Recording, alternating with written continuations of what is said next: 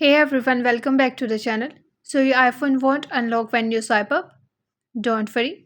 In this video, I'll show you how to fix it quickly and easily. Let's jump right into it.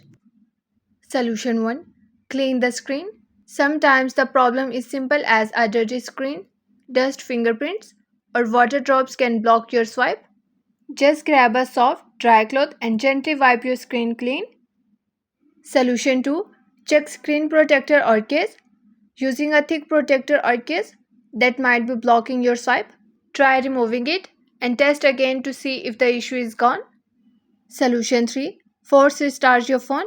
If it's still not working, it might just be a quick software glitch. A force restart usually fixes it. Here's how. Press and release the volume up button.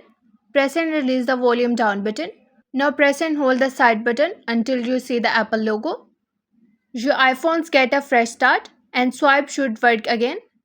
And that's it. If you found this video helpful, don't forget to like, share and subscribe to the channel for more quick tutorial and iPhone tips. Thanks for watching and I'll see you in the next one.